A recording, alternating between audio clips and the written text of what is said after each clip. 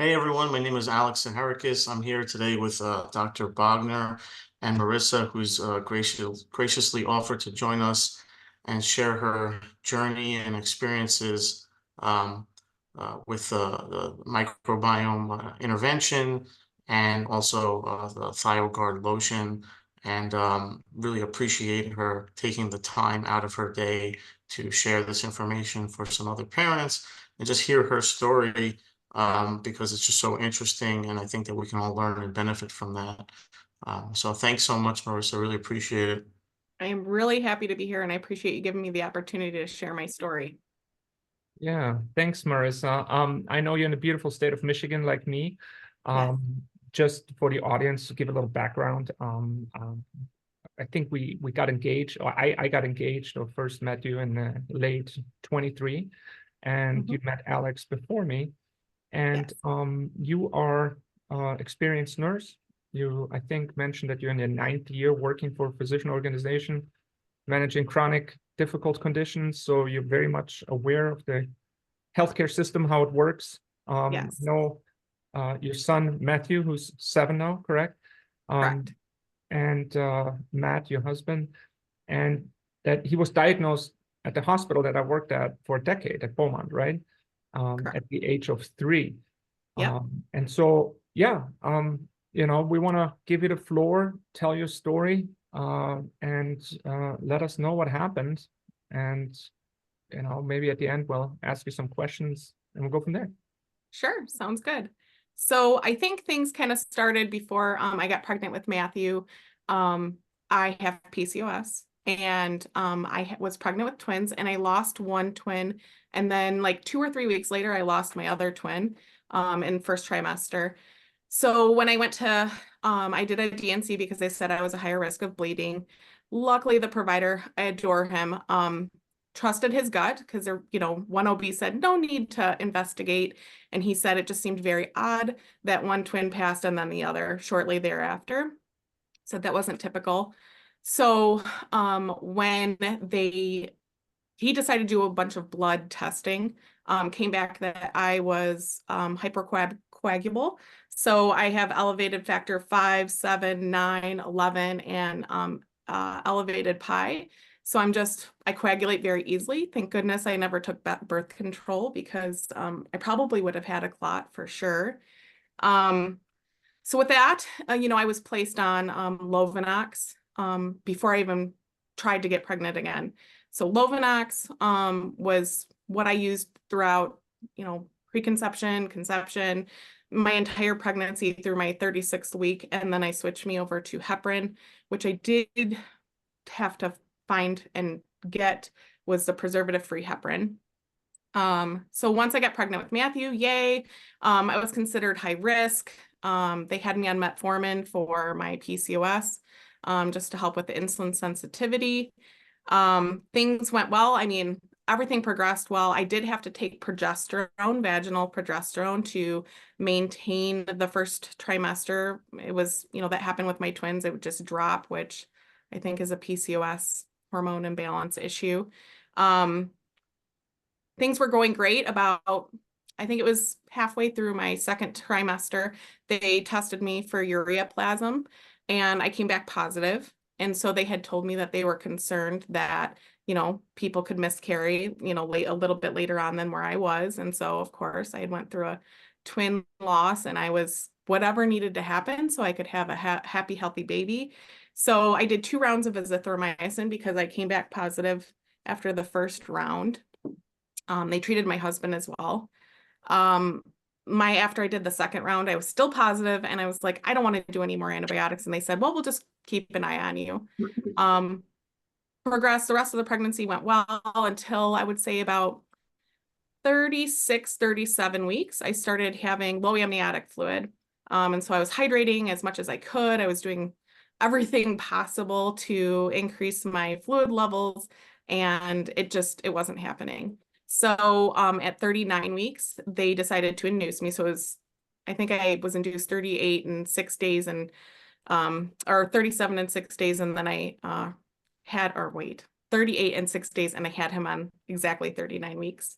When he was born, I developed a maternal fever during labor. He came, when he was delivered, he latched to the breast immediately. It was actually a really great experience. I had a great team. But I had that fever, so they gave me antibiotics because they didn't know why.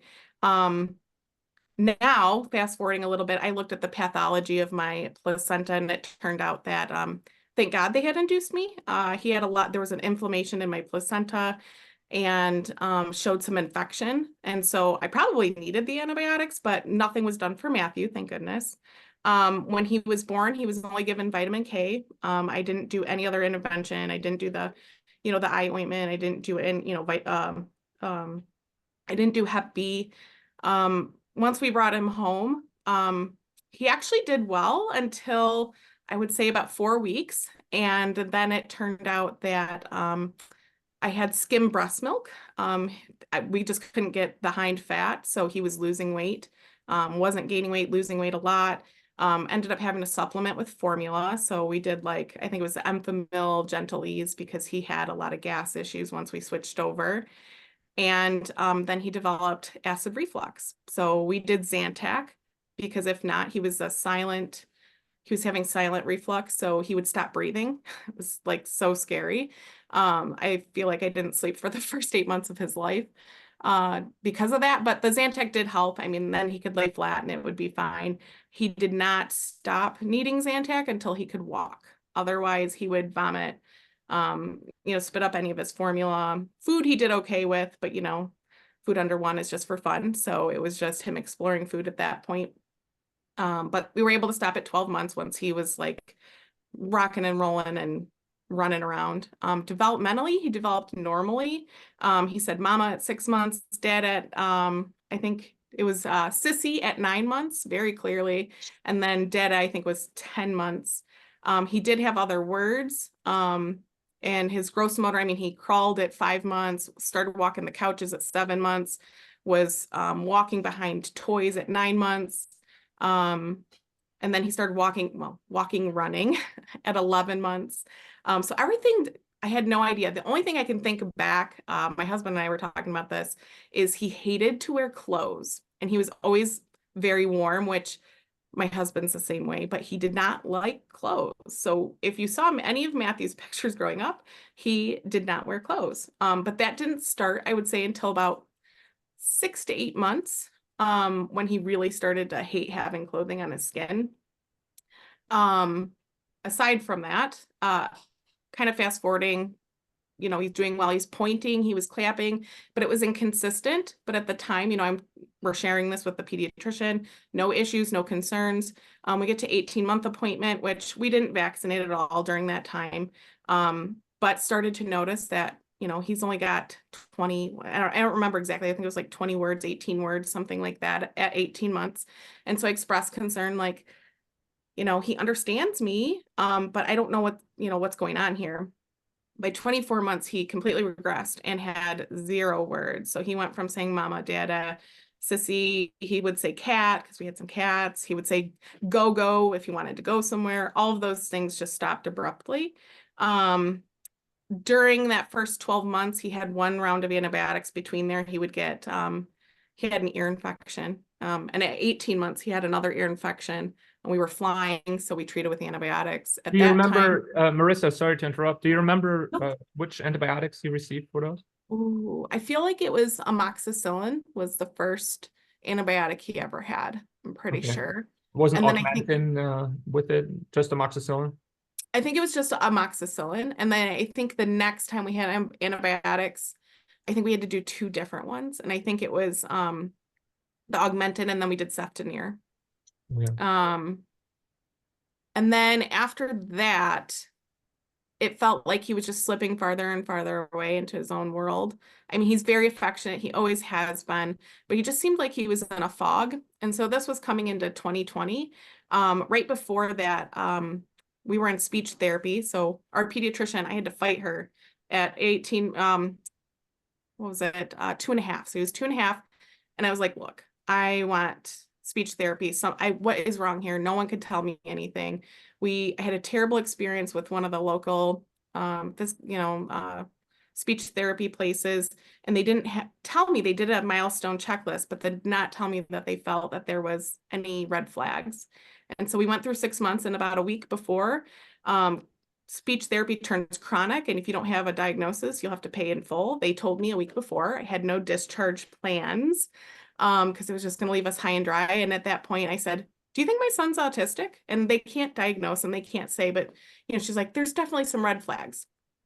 So immediately went to his pediatrician, got the referral, started that whole process. I applied to all the different, because we have Blue Cross Blue Shield insurance. So you have to use a certain accredited places to do the evaluation. So I applied to all, I think in Michigan, there's 11, I'm pretty sure, something like that. So I applied to all of them. And then 2020 hit. And he had started special education preschool in January of 2020. So March came around, and then everything the world stopped. Luckily, I had met on Facebook groups. So it was just one of those things. What do moms do? What do parents do when you're worried about your kid? You try to connect with people who had similar experiences. Total stranger, sweet as pie, said, hey, this is my son is, I think her son's 6 months younger than Matthew, and this is what we've done. And, here's some videos, and that's what started my journey with like the biomedical approach. So we engaged with a local practitioner here in Michigan, and luckily we were on a wait list for 6 months, but because COVID and people weren't going anywhere and we weren't afraid, so we were able to get in about a month after we had put in our, got on the wait list. And when we sat down with our practitioner, one of the first things after looking at Matthew, he said is, you should stop gluten and dairy. So one of our first interventions was stopping gluten and dairy immediately within the week. I mean, COVID, we're trapped at home. Why not try it? So he would get up in the middle of the night from 3:30 to 5:30 like clockwork and laugh hysterically in his bed. He wouldn't get out of bed. He was very happy, but would stay awake during that time and then fall back asleep. He had a very, very high pain tolerance. Once we stopped gluten and dairy, he slept through the night and his pain tolerance came back. And there were so many times that we were like, wow, that should have really hurt him. And it didn't. And now he was coming up to me and kind of rubbing an area that he had hit, playing or whatever, and coming to me for, to console him, because what is this?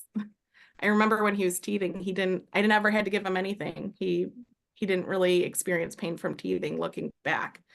So we started with dietary interventions. We did DNA testing just to see, like, we used Intellex DNA is what we ended up using. So that was helpful, steered us in a direction. We did hair sampling. Turns out he was 96th percentile for aluminum. That was the thing that he was most toxic in, which blew my mind. I didn't understand why, because we had foregone vaccinations, which I know is a main source for aluminum toxicity in kids. So I was kind of baffled, didn't know, like, what do we go from here? So we started BioSil, which is a silica that actually we retested a couple years later, and he's down into like the normal range, higher end of normal range, but normal range. Through all of this, he started to gain some clarity. We did like sulfuraxim. He was very deficient in his B vitamins, B6, B5, B12. I mean, and no matter how much we supplemented, it never came up. So he was very symptomatic of the like chewing on everything, chewing clothes. Once we started some of those supplements, that improved. But I can always tell when his B vitamins are off, or if we've missed some days because he's not feeling well and won't drink the supplements, he always goes back to that chewing. So I'm pretty sure that is associated with that. That's what I've noticed for him. So we did that treatment for quite a while. He seemed to be getting better. He started an AAC device. What was it? Going into 2021. He actually is pretty proficient. I mean, most of the speech therapists that we worked with told us that he learns very quickly, which he did. I mean, he would very much want to tell you what he's thinking, but he was very limited with an AAC device. For all the users out there, the options for a 4-year-old that is available on the devices is very limited, and I couldn't keep up with adding vocabulary and sentences for him because his receptive language, I mean, was exploding. He couldn't express it outwards. So from there, we continued with his treatment and things were going okay. And then I would say 2023 was a year of, I'm not sure what. I think that there's some mold issues, and I think that's what started our yeast overgrowth problem. And that's when Matthew really started to struggle more than I've ever seen him struggle since we started biomedical intervention. We did do OMBRE testing earlier in 2023. We had done some rounds with our practitioner, and we saw some gains when we used intraconazole to help manage the yeast overgrowth. And we noticed he started to have, he's incontinent, or he has a lot of interoception issues. He's a very sensory issue kid, but a lot of interoception issues. With the intraconazole, that started to resolve. We were almost to the point of potty training, where he was fully, aware of his, when he had to go to the bathroom, he was so proud of himself. Me too.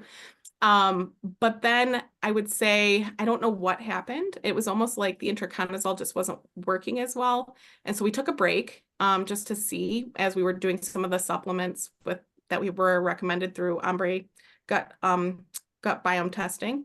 And, things just started to get worse with that second round. So it was like we had, I guess, hit the bee's nest, so to speak, but it wasn't getting control.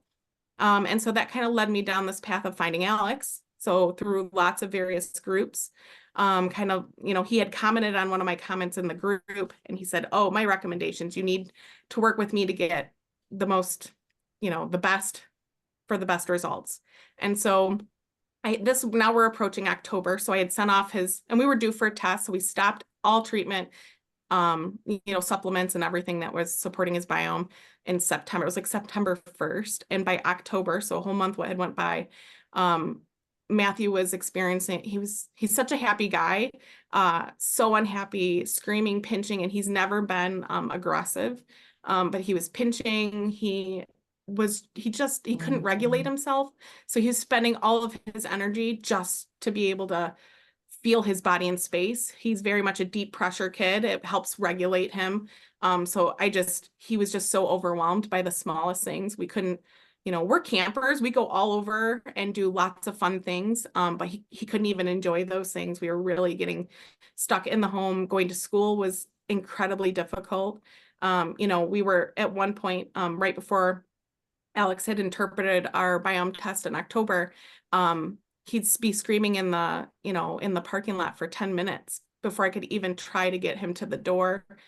His school team is amazing. They're so supportive. They're very neurodiverse, friendly, and they really try to support them with their sensory needs. So couldn't ask for a better school team. And he loves school, but at this point it was sensory. It was too much. He just couldn't control it.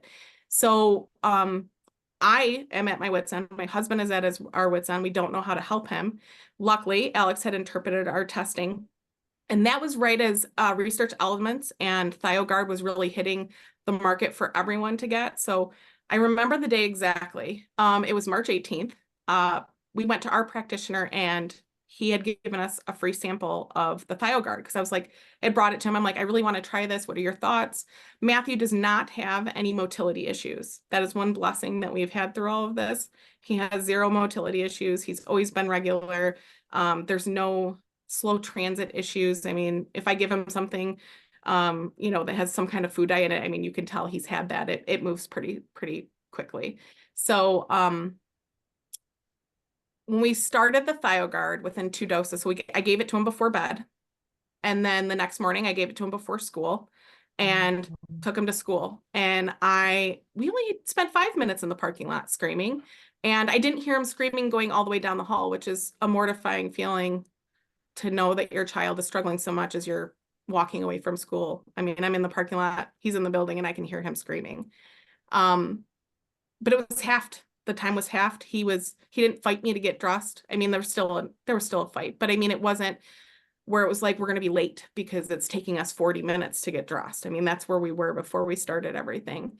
And I remember texting my husband right after I dropped him off. I was like, am I imagining things? Is this thing really working already? I think I even posted that in one of the groups, and I was, is this how this works? Is it in my head? And then over the next 7 days, I mean, it was huge change in Matthew. He was happier, he was calmer. He didn't require my husband and I to, we literally have to lay on him sometimes. No other thing, like our body weight is what regulates him. He didn't need that as much. I mean, we were still having to do it, but not nearly as much. And things just started to get better and better. He wasn't pinching the staff. He wasn't screaming out of frustration. It just seemed within 7 days, it was like, oh my gosh, you're giving me my baby back. He's so much happier. He's thriving, we're going in the right direction. Right before we started ThioGuard, Matthew was so dysregulated, he refused to use his AAC device, which he's always been a proficient user. He refused to communicate through the device. And that was, I would say, probably 6 weeks before we started ThioGuard and got balancing with Alex. He started to use his AAC device. I mean, they were struggling with it in school too, but he started to use it again. So it was like he was able to use his mental energy towards other things than just pure dysregulation. And then we started researched elements. I think it was once we got the recommendations from Alex, I bought all the supplements. Matthew is very, he has a lot of difficulty with taste. So some of the supplements that were recommended, he wouldn't take them. So it was like, okay, what do we do? We know how we have to fix this, but what do we do? But then researched elements came out. And so I was comparing all the labels and looking and trying to see, well, which ingredients match what Alex was saying. And that's kind of how I made my choice, which ended up being all of them except for the Motility Max. And I was like, well, we'll just give this a try. This is better than nothing. It's covering a lot of the things that he needs. So I ended up buying, it was the oxalate, the probiotic or prebiotic repair, ammonia away, the gut guardian, I'm forgetting, and the histamine reprieve. We bought all of those and started them, and Matthew had no issues taking them. I mean, he knows when I'm coming with some kind of drink that he's maybe traumatized because he knows that sometimes they don't taste good, but I don't have to fight him as much as I used to. I think he just hates doing it at this point because he's been doing it for 4 years, but he'll take them, sit down, we're doing this, and he'll drink it without an issue.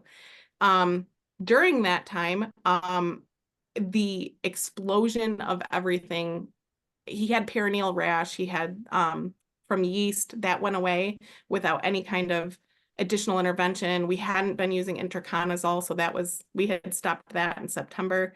So the only interventions that had changed were ThioGuard and the researched elements. I actually made some notes because there were so many things that happened during that time of how much he had changed, where he was feeling more like himself, which is really the goal, is for him to feel good and regulated. A week after we started the ThioGuard, we do Halloween camp every year, and we have to do wagon because he gets very tired. This 1 week after ThioGuard, he was running campsite to campsite. He did 2 loops. The campground we were at, I think it has, oh my gosh, like 190 sites or something. So we did 2 of the loops. He ran site to site. He waited his turn. He was happy. He was running around with peers. I mean, we ran into a couple friends from school, but he was enjoying himself. He didn't really care about the candy bag, but he was just enjoying the costumes and just the experience of, everyone being dressed up and seeing all the lights and seeing everything. So that was like huge because he'd never done that before. We're at, he's almost 7 years old, and that was the first time we were able to do something like that.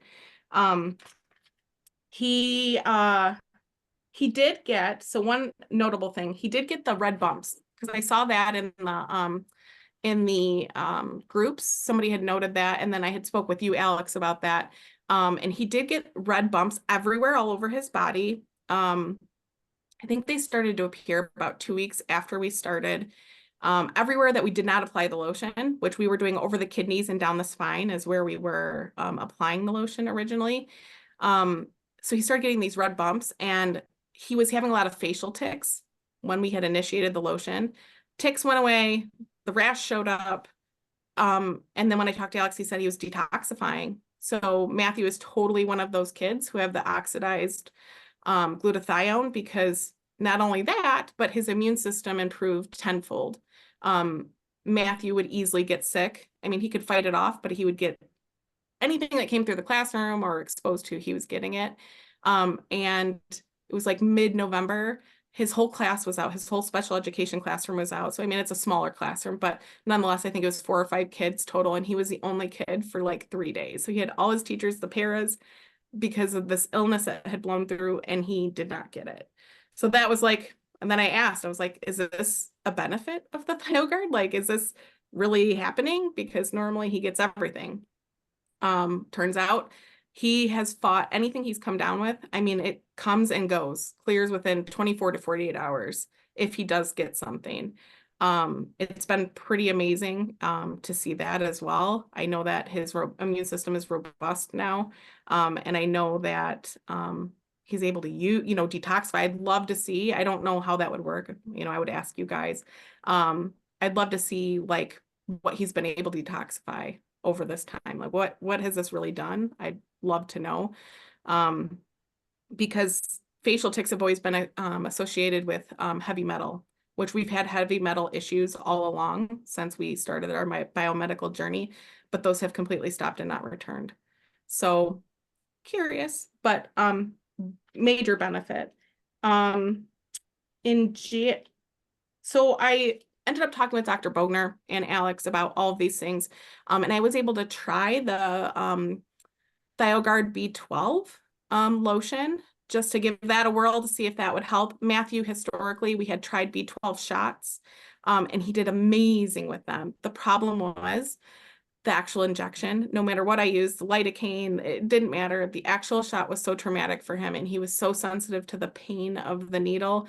And I mean, I was going less than 10 degrees. I mean, I was barely, going under the skin, but it was too much for him. So we had to stop. But he was a very good responder. So when we tried the lotion, in January, he started, we had like 8 pop out words in a week. We are still experiencing pop out words. If it's something that is a highly preferred activity, sometimes you'll hear him just, if it's a song that he's listening to, we might hear a word here or there, and that's continued. He also, I wanted to see what his preference was. So I had been applying the B12, and I went to go use the regular ThioGuard lotion, and he yelled at me. And so I grabbed both bottles and I said, okay, buddy, which one do you want? And he chooses every day, he chooses the B12 over the regular ThioGuard lotion. So whatever that is doing for him, clearly he's advocating for himself, that makes a difference for him. Also noticed motor changes. So one of the really cool things that we noticed, Matthew's never had the coordination to blow anything, like blow out a candle, blow a balloon, blow bubbles, none of those things. He's always really struggled with the muscle coordination for those tasks. However, we had a birthday, in our family. And so we had one of those like birthday horns laying around, and we had used them at the birthday time. And so I was like, well, let's give this a try. I was like, he was very interested in it. So I showed him, and I was, coaching him how to blow. And then he started blowing it. And I was like, wow, like, the motor control over his mouth to do that and then coordinate the actual breath. I was never so happy to see, a birthday horn being used appropriately and him happily, blowing that thing away. So that was really cool too. Matthew doesn't let me forget to apply the ThioGuard lotion. So I've noticed that he's been a much better advocate for himself, which I absolutely adore, with his staff at school or with us. If he's really starting to get upset, scream, cry, whatever it may be, he'll point to his room and he'll lead us there, and he wants us to squish him. And so he'll ask for squishes now, instead of me having to try to figure out what's going on, or, my husband having to, we're, troubleshooting our child. He's been so much more interested and have the ability to outwardly express his needs, which has been a blessing in itself, because we've been trying to teach him self-advocation. I mean, I think most of any parent in our shoes is doing the same. That's like the goal, I think, is to be able for our kids to express their needs and wants and problems. that has been a huge success for him, which we're very happy about. I'm trying to think because I have so many things written down because so many things have happened. Oh, the other really important thing that I feel like I need to mention, since the age of 2, Matthew has never been able to do a physical assessment by a physician. No one, he doesn't care about people touching him, but the fear of what is going to happen, it's a scary thing.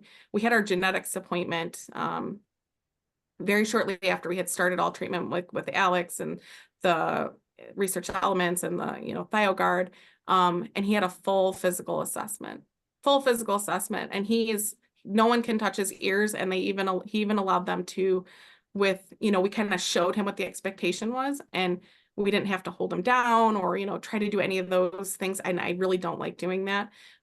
He was willing, and there was no screaming, there was no fight. We showed him what the doctor was going to do, and he did it. And so it was like he's almost, at that point he was a month shy or a month and a half shy of being 7. And last time he had been physically evaluated by a physician, was 2.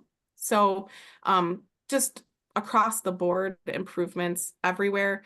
As of now, we've completed 1 full round of gut balancing with Alex. We just started our 2nd round. However, right now we're having some complications. He had like the week-long stomach bug. It was terrible. And then last weekend he ended up having some kind of GI upset. So, it's been we're gonna have to start all over with our 2nd round of gut balancing because he's really been, nauseous and not feeling well. But we're starting our 2nd round. Alex has made some really great recommendations, and even I've expressed, Matthew really is sensitive to taste. And so he's given some really great recommendations on how to help, increase the ability to get as many of these things into his body to help him. Yeast overgrowth, I think, is still going to be a huge uphill battle for us because I know that there's a mold issue, which won't be resolved until we move. So that I think is a piece, but I think with the gut balancing, we've definitely seen a dramatic change in his yeast overgrowth symptoms. I think aside from that, that's kind of where we're at. I mean, we use the ThioGuard every day. The research elements we use every day when he's feeling well. And then, Alex's recommendations, and both of you have been very responsive to questions, concerns, things along the way. Since we're working with Alex, he's very good about answering my questions thoroughly. So we've had a great experience, and I hope that other parents, I would say the biggest piece of advice that I have is don't discount the gut health, the gut biome, because that was something I had been kind of on the fence because I just didn't know enough about it. And so if I could have go back, hindsight 2020, it would be really look at the gut health, the biome, and really work with someone and not try to do it on your own. And somebody that's an expert, which in my opinion, Alex, that would be you. And then the other thing is don't give up, because there's been huge increases in gains, and then we have like a plateau for a little while, or we might see some a behavior kind of come back up, or trouble with his sensory regulation, and then it's kind of like that remodeling the kitchen example that you guys have in one of your documents. As that's going on, we're getting better and we're kind of taking a step back, but then we gain 3 steps forward. And so kind of sticking out some of those hardships has really just benefited us in the long run. So, having the right people to bounce ideas off of is extremely helpful, and sticking it out.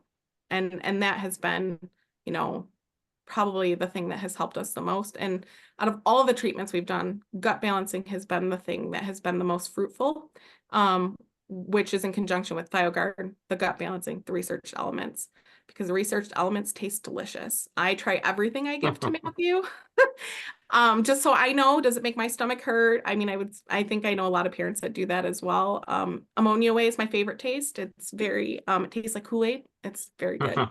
And Matthew loves that one, which is the one he needs the most of, apparently. So I would say that those are the things, if, hang in there, parents, and, definitely address the gut biome. Well, thank you. That was so thorough. I'm not even sure I have very many questions. Yeah, it's just, as you were telling your story, kind of resonating with me on different levels with my son. And you know, it's just so interesting the things that you notice and the things that you pick up on. Um, but yeah, no, I really I thank you so much and appreciate that. Christian, do you have any? Yeah, it's fascinating, and especially looking at the time frame. You know, when you started in October, I mean, we're just starting March. A 7-year-old child, you know, that's a really quick time until you saw these significant improvements. And it seems like you mentioned he's still improving, right? It's not like he hit a plateau. Right. He's still improving. There are like times where it levels off, but then gains will pick back up. So I don't know internally what's going on biologically, but being on top of it and continuing and not missing doses, I continue to see improvements. So they haven't stopped. I had a question from a different aspect. Now, you're in the healthcare industry, and you know he was your first, He was. and you didn't you decided not to vaccinate. Could you tell us what? I absolutely can. It was actually a really I almost feel like it was a godly intervention. So nursing school trained, what do we learn? We learn about the schedule in nursing school. That's what we learn about. We learn when we give them, why we give them, and about the disease that you're preventing. That's what we learn. So of course, you know, as I've experienced loss. And so I had already been thinking like, you know, what are we going to do? Or, you know, what kind of interventions? Like I was already kind of on the fence, just, you know, do we need all of these things? You know, but I didn't really think too far into it. About my second trimester, a friend of mine and my husband's had reached out to me, and God bless her for reaching out to me, and just planted that seed and said, you know, my son had an issue. You might want to think about it. And so I'm very open-minded. I'm always willing to explore whatever, because everybody has a different experience through life. And so I took that and started to research and went online and looked on both sides of the coin. So I looked at the benefits versus the risks on both sides of things. And I found at first it was, well, I feel like I don't know enough, and so I can't undo them. I'm just going to wait. So I'm just going to tell his pediatrician that we're going to delay for now. And then as we approached birth, my maternal gut was very, this makes me nervous. Like I just was really questioning it. And I was like, I don't think that we should. And my husband and I are, you know, we're on the same page. You know, once I showed him the information that I had found, you know, he was okay, you know, keep me up to date, but I'm, you know, I'm in your corner. And then as we kind of went and we got to our 9-month, which was originally when I was like, well, we'll start introducing them then with the pediatrician. And they really didn't like that I was doing that. And then we just went full on, and I was like, yeah, I'm never going back. That will never happen. I just read too many things. And there's a lot of great organizations in Michigan that helped me with the research side of things. Michigan for Vaccine Choice here in Michigan is an organization that helps support family choice, no matter which side of the coin, but it's more about education. And that was really where I found a lot of the things that really persuaded me to go in the other direction and just say absolutely not ever. I worry, had I decided, knowing Matthew's toxicity to aluminum, all of these things, I think Matthew would be in a very different place had I vaccinated. So basically, a friend who just planted that seed and said, you know, you might want to look into it, changed the course of Matthew's life and ours as parents.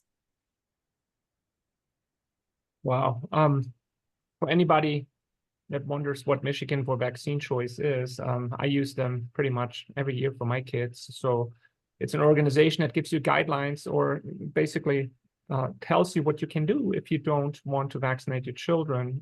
In Michigan, it's an opt-out state. So even though you have the right not to vaccinate your children because of philosophical or religious reasons, you still have to go through that process of opting out. And so you have to make an appointment at the health department. You can do that online. But of course, then they want to convince you, and you just have to listen to it and say, yes, yes, nice, but no thanks. And then you actually have to drive there to pick up that exemption letter, which then you can provide to your respective schools. So for anybody that wants to know more about this, Michigan Vaccine Choice, I don't know if it's .com or .org, It's but support. .org. Mhm. Great people, wonderful people. I've just met them 2 weeks ago, the two people who run it, and they're going to have some events coming up with Dr. McCullough here in Michigan. So yeah, thank you so much, Marissa. It's amazing. And it's a continuing journey. As you know, we'll be here for you. And you know, there's some new things that we're developing as well that we see benefits with. So this is just the beginning. And you know, God bless you for all you do, for being here and telling the world or everybody, you know, what happened. It's phenomenal, and I'll always be thankful for that. So Well, I can't thank you guys enough to be willing to really put the research and effort into helping our kids. I can't tell you how much your guys' products and support has really helped my son. And I'm forever grateful because he gets to be who he wants to be and be able to tell people who that is, which is all I could ever ask for. So amazing. Well, thank you so much. Maybe we'll have a follow-up in the future. Yeah. In a year or so, see what's going on. That would be amazing. Alex, any last words? No, it's just really, really raw and you know, resonates, like I said. And you know, it's really brave for you to come out here and share this. So I appreciate that. And a lot of the things that you said are just gonna, you know, make me kind of, some wheels are turning in my head. You know, I'm sure they are for you, Christian, too. So I always like data in any way and experiences, and this is kind of what I think about all day. But so I really appreciate it. Thank you for taking the time. I'm happy to do that. Thank you, Marissa, and Can't thank thanks you to guys your enough. husband, Thank you. Matt. Tell Matt, thank you as well for all that he has done. Let's not forget about the dads as well. Oh, he is amazing. He's so supportive through everything. Great. Very good one. All right. Well, have a wonderful day. Thanks for, I know you're working. Thanks for taking time out of your busy work schedule, and God bless, and we'll talk soon. Thanks. Take care.